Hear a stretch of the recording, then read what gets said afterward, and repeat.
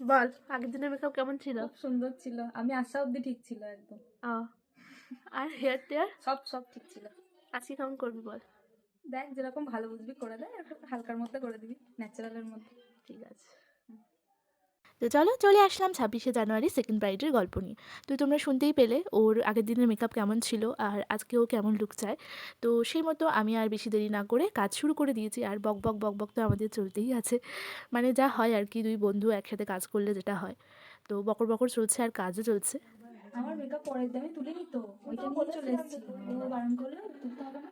আমি শুধু চোখটা মানে প্রচুর কেঁদেছিলাম তো, ল্যাসটা একদম উঠে গেছিলাম, ল্যাস তুলে চোখটা পুরোটা মুছে এসেছিলাম। ল্যাসটাও তো পরের দিন অবধি ছিল। হ্যাঁ, তুলিনি, ওই পরেই শুয়েছিলাম রাত্রে, কিছুই সমস্যা হয়নি।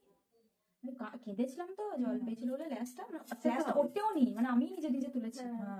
আমি তুলেছি নিজে। তো তোমরা শুনতেই পেলে ও আমায় বলছিল ওর মেকআপটা কেমন কী ছিল। নেক্সট দিন অবধি ওই মেকআপটা নিয়েও এসেছে। তো অনেক ব্রাইডদের আমার কাছে একটাই কোয়েশ্চেন থাকে যে দিদি আমার অনেক রাতে বিয়ের লগ্ন, তো ততক্ষণ কি মেকআপ থাকবে, বা এত তাড়াতাড়ি সেজে নিলে কি মেকআপটা থাকবে, অনেকক্ষণ স্টে করবে?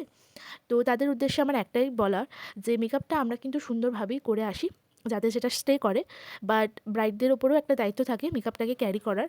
তো তোমরা যদি মেকআপটা সুন্দরভাবে ক্যারি করতে পারো বা মেনটেন করে রাখতে পারো ঠিকঠাকভাবে, তাহলে কিন্তু নেক্সট দিন অবধি মেকআপটা আরামসে থেকে যাবে, কোনো প্রবলেমই হবে না। তো দেখো আমার মেকআপ কমপ্লিট হয়ে গেছে আর সামারের ব্রাইডাল বুকিং চলছে। তোমরা যারা তোমাদের স্পেশাল দিনে বুক করতে চাও অবশ্যই কন্ট্যাক্ট করতে পারো আমার সাথে। তো এবার ওর মুখে শুনে নাও কেমন লাগলো। বল তোর পছন্দ খুব হয়েছে? সুন্দর লেগেছে, থ্যাংক ইউ। তোর মনের মতো হয়েছে তো? একদম একদম। তো শুনে নিলে ওর কেমন লাগলো, আর তোমরাও কিন্তু অবশ্যই জানিও তোমাদের আজকের কাজটা কেমন লেগেছে। তো চলো দেখা হচ্ছে আবার নেক্সট কোনো ব্রাইডের ভিডিও নিয়ে। Bye bye.